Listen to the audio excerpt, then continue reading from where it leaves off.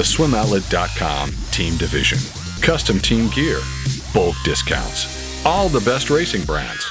Build your own online team store in just minutes. Go to SwimOutlet.com/teams for more. I was happy with the 2 free. I know Nesty wanted to see that, and so did I, just to see where the middle free was at. And it was fun going next to Katie. The scariest part about that was, on a good day, on a really good day, Katie is capable of going 140. I think she was like 141 at that meet. And on a just worst day of my life, I'm also capable of going 140. So I had that in the back of my head. Luckily it didn't pan out that way, but it was still fun racing, best in the world.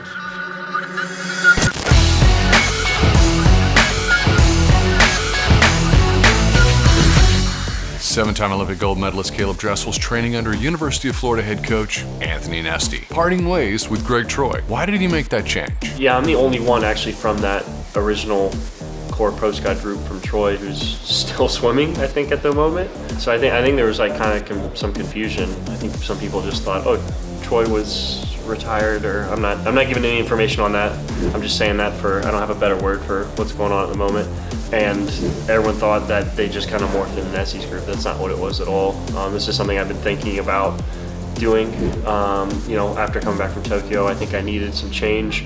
And it just worked out, the timing of where me and Troy were at in our lives. And our relationship is great. It's been great. I actually talked to him on the phone the other night. So it just kind of worked out perfectly of me needing something new, and I think Troy in the same boat as well. So yeah, I joined the group, and then Katie was the first one in. So Katie's the OG, and then I joined a couple months after, and then Natalie, and then we have Mark here. So there's only 4 of us, but then again, you can't count out the college guys because there's studs in that group as well. Coming off his star-studded Olympics, what's his training been like under Nesty? I mean, it was rough getting back into it, if I'm being quite honest. I didn't really find somewhat of a group. Actually, this is probably the boldest thing I've ever done in my life. I got back from, I was on and off leading up to ISL, got back from the Italy stop, on and off again, Netherlands, and then got sick. And so I threw everything off, and then got back from the Netherlands, and I texted Nesty. I said, I'm ready to go come Monday. I think I landed like Thursday or something. He's like, okay. And that was the middle of Christmas training. So I jumped right back in on December 15th, and I think we ripped, how many practices did I get through in a week? I think we ripped like 16 practices or something like that. I mean, it was doubles every day, or it was like a Monday to a Tuesday or something like that. Yeah, doubles every day. But that's what I wanted. I wanted to be thrown back into it. I was ready. I knew I was ready to do this. I wanted to be back on routine, back on schedule. So it was tough. I had some ugly looking practices because I hadn't run doubles since the 400 medley relay in Tokyo. Yeah, that was my last double, which is wild to think about. And then threw myself into Christmas training, but it was so fun just being part of the group.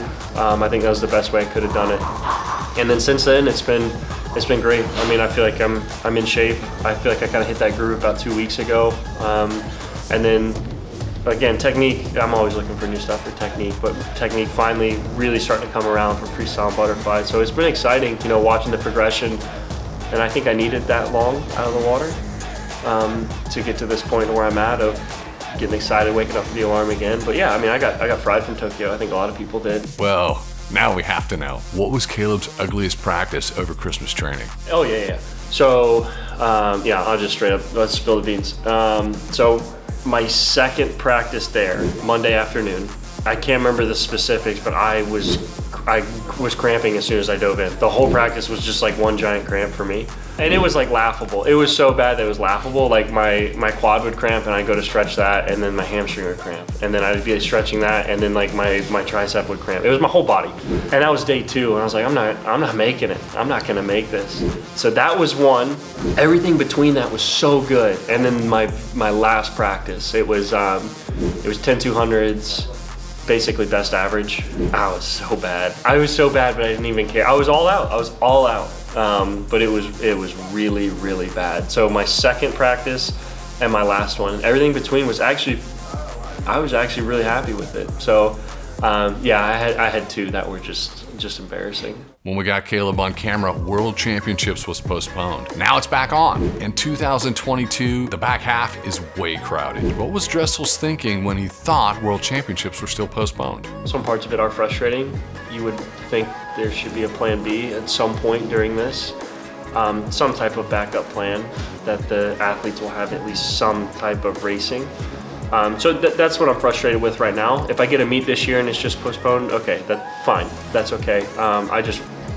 When I heard the word canceled being thrown around, that's when I was really starting to get in my head of this is just frustrating at this point. I have a very limited career here, and I want to swim, I want to race, and if I don't get to race, it's not fair to not only me but a lot of people. That's what we're born to do. That's what we train to do, and then to just throw it out like that because you don't have a plan B. So I would like to get the dates of Worlds set in stone first. Before thinking about ISL, because of course that's going to be the priority at this moment is Worlds over ISL. And yeah, I looked at the schedule. It's a big season, and I'm gonna have to pace it. I'm gonna have to be smart about it. And I think that's where I got into a little bit of hot water last season. Was I didn't pace it correctly. I think I got back into the groove of things too fast, and it ended up prolonging the break that I needed and frying me a little more than it should have. So I'm gonna have to pace it. And I learned a lot from last year moving forward with it, so I think I know what I'm going to need in terms of a break and what meets I'm going to have to go to, but I don't plan on doing every single stop. I don't think that's feasible at all. So yeah, we'll see. I'll talk it over with, again, coaches here, my agent, and then wherever Worlds falls into place, we'll work around that.